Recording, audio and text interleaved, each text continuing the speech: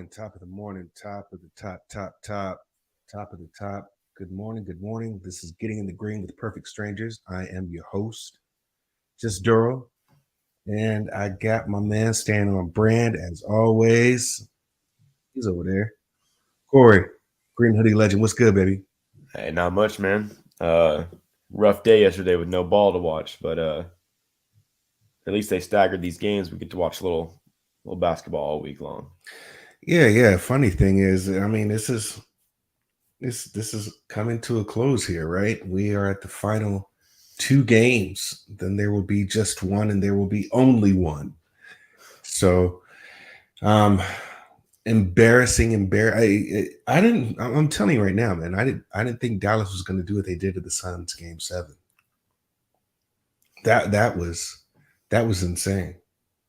That was absolutely insane, man. Couldn't believe it. Couldn't believe how they folded like a damn lawn chair. They really did. Suns did.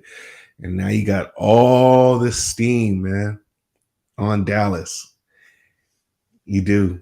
You do. And I don't think Dallas is ready for about what's about to come to them, to be honest. That's just me. That's just me, man. So yeah, we're getting into these games. We got the final game in the East and the final game in the West. All right. So in the East, we've got Boston at Miami. And this game, I'm telling you right now, game one of a potential 7 games happening tonight in FTX Arena. That's Boston at Miami. Line on this game right now is Miami -2. Total on this is 204. Played 3 times in the season. Boston got them twice, I believe. Boston got them twice. Miami got them once. Home team wins. Home team wins. One of those games, Miami played with literally no one, right? And then these games generally tend to go under. So we've got the Miami Heat roster right now. We don't know who's going to play for the most part. I'm thinking everybody will. It's kind of like a LeBron situation where he's doubtful or questionable every game, and then he plays. But you got Tucker, Vincent, Strus, Caleb Martin, and the only person who is out at the moment is Kyle Lowry. I'm telling you, man, everybody and their mom is on Miami. I'm on Miami, man, but the more I see everybody else on, it's like, damn, I don't know here. I don't know. Boston is coming off a tough series, Game 7. They beat Milwaukee at home. Miami's just been chopping it up in South Beach, bro. They just been living life right now, So if I have a side to play, I do like Miami. I think I might get there. I should have got there yesterday when it was 1.5. It's now -2. Short line, man, for a game that seems like it should just easily go to Miami here. But I do like Miami. I like Miami, and I like the under here. I think 3 games, honestly, one of which those games, so it was 2 that you didn't have Jimmy Butler. It just seems like this is one of these games, man, where Miami should be able to get at home in the playoffs completely different. Who do you like, Corey? Yeah, this is a tough one because I like Boston in this series, but I think there's going to be a little Game 7 hangover for them. They're on the road. Miami's fresh. Things are working in favor of Miami here, but this is going to be a close series. Boston's playing good ball. They play good D, and Miami didn't look great last series against a team that played no defense. I think Boston beat the better competition in Milwaukee. So I do think Miami takes game 1 here at home. Not real high confidence in that. I do like the under, though. Both these teams play tough defense. Mm-hmm. Miami doesn't give up the 3 ball like Milwaukee does to Boston. Same goes the other side. So, yeah, I think we get the under here. That's probably the look I'm going to be going on this game. Yeah. I mean, it's just they're just one of those squads who just put together. And what you could see what was missing in Milwaukee, man, was PJ Tucker. I think they mentioned that on ESPN yesterday as Pat Bev went on his hate tour for CP3. But PJ Tucker is your perimeter defender. He can also make those corner threes if he gets hot. He's a streaky shooter, but they use him more as a defender. And I think Boston is going to see what Milwaukee missed. Obviously, Chris Middleton wasn't there as well. But man, I'm telling you right now, bro, this is a different beast. It's a different beast. You beat up on the Nets, you sweep them, right? And then you beat Milwaukee without Chris Middleton. It doesn't matter as far as competition wise, because these are still professional teams. You still have to show up to play. But Chris Middleton was dearly missing there. He put a lot of pressure on Giannis. And then obviously the defensive side, man. Gosh, you're going to see what defense looks like on Miami's end today. I really do believe that. So haven't rushed to the window on this at all, but I do like Miami. Seems like everybody else does too. You know what happens with the public, right? So it would just be very, very, in my opinion, just this line is short, man. It's kind of crazy short. I'm surprised it's not at least 3.5. But to open up at 1.5 after going, 7 games is kind of wild to me. Really, really wild to me. So I'm a little leery on this, but I do like the under. The game without Jimmy Butler, it goes over, but these games tend to go under. So that 204 is just right. This is the lowest total of the 3 games they've already played. So we'll see. I have to agree with you on the under. And the next game on Wednesday, right? So we have 1 game tonight and 1 game on tomorrow. That is Dallas at Golden State. This line right now is Golden State -5. Total on this is 214.5. And I'm telling you, man, bro, I'm telling you right now, I am all on Golden State. This is one of these things where I don't give a fucking shit what the spread is, bro. I am all on Golden State. I think this works perfectly for Golden State because Golden State is the epitome of small ball playing. You got Draymond, who's your big. The reason why he is a big is because he's got like a 7-foot wingspan. But I think this is when you get a lot of action from your guards here, right?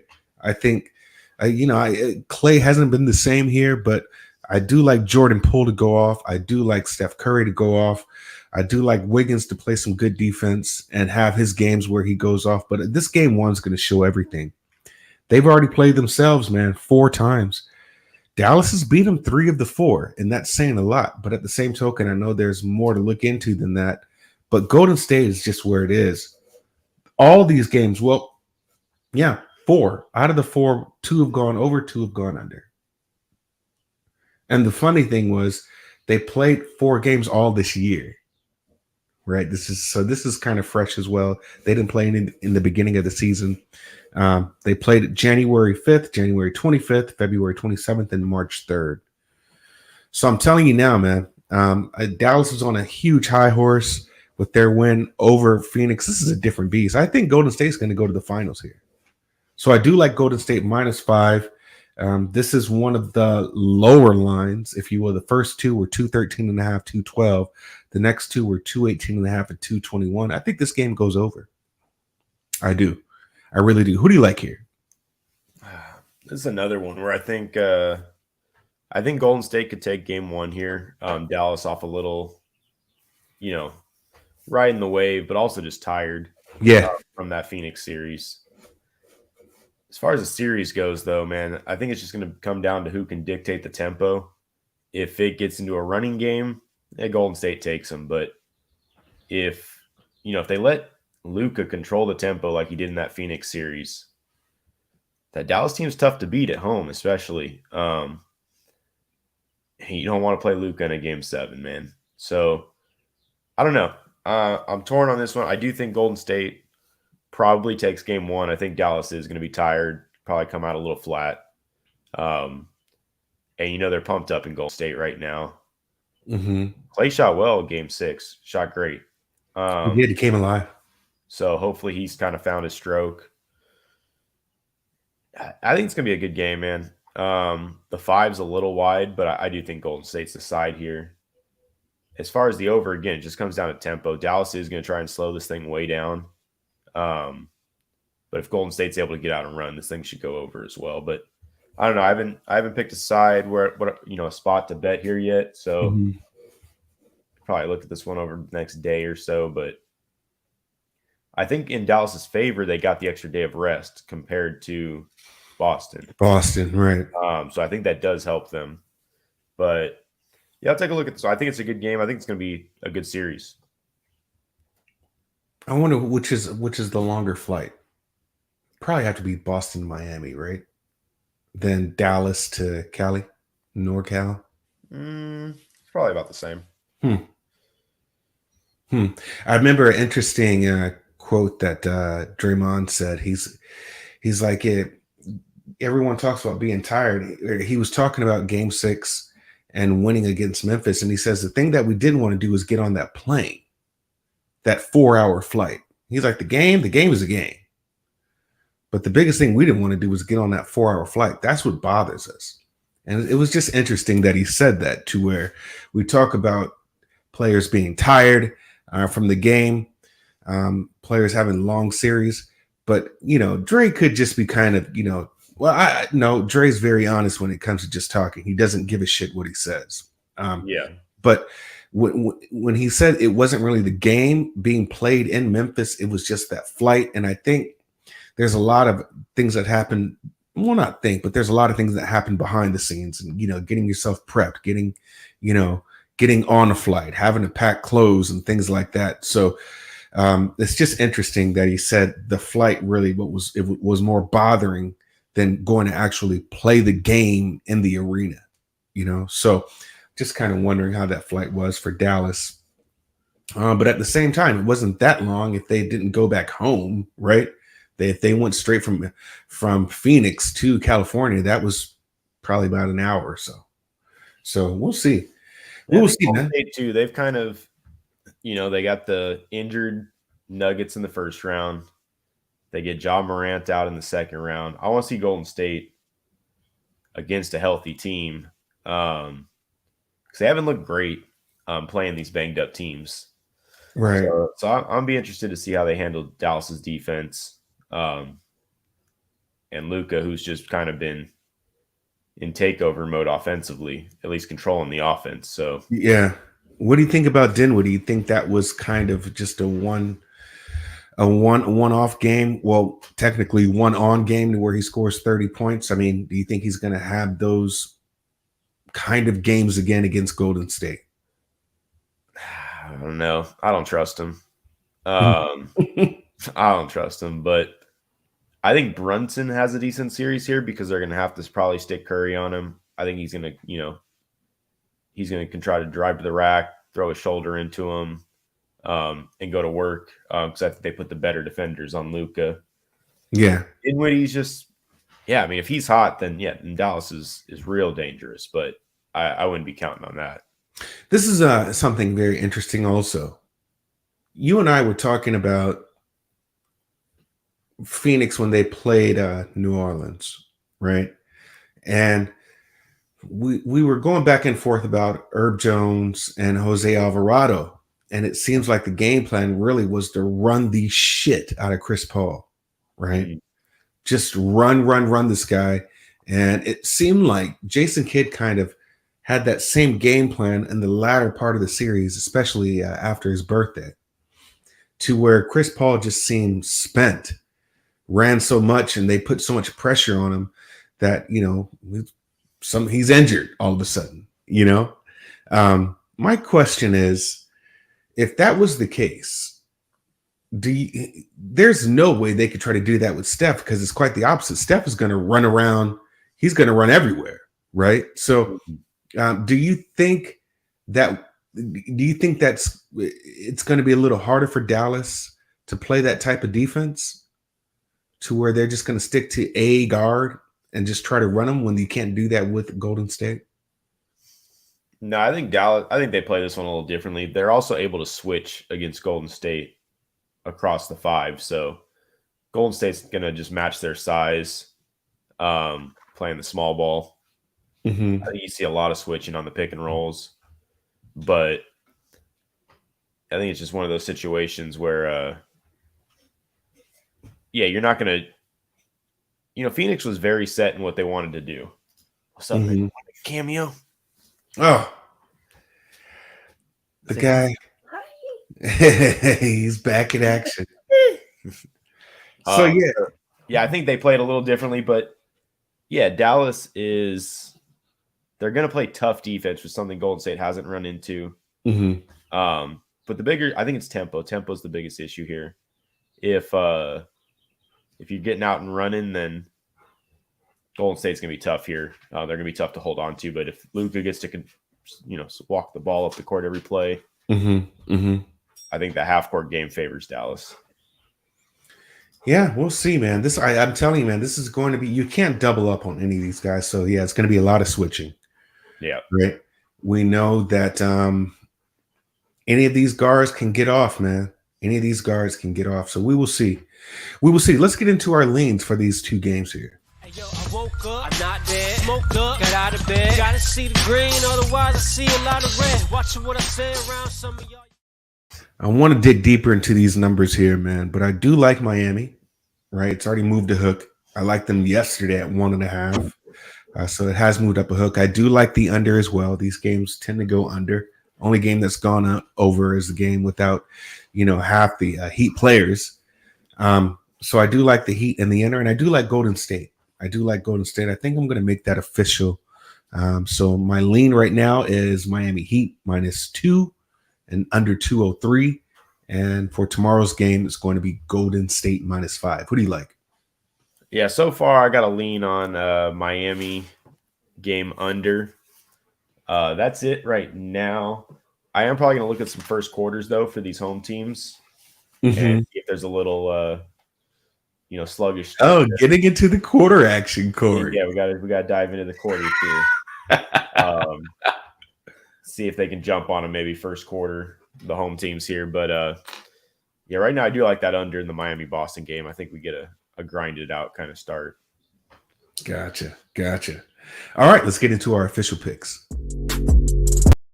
Hey, yo, I woke up, I'm not dead. Smoked up, got out of bed. Gotta see the green, otherwise I see a lot of red. Watching what I say around some of y'all.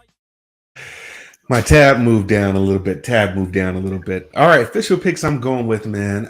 You know what? I won't force it.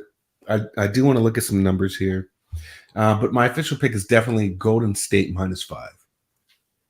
I have played that already. Golden State -5. I do like that number. I think Golden State's going to come out, man, and get them. And the funny thing is, I would think that Miami Heat would be closer to that 5 than the 1.5. So I'm not afraid of this number. Give me Golden State -5. Who do you like? Nothing official yet. Heaviest leans on the under, but I'm definitely gonna look at some player props here for a couple of these games. Probably try to attack them that way. Yeah, man. Props is going to be probably a good thing. I think there's opportunity to make a lot of money with some of these glue guys.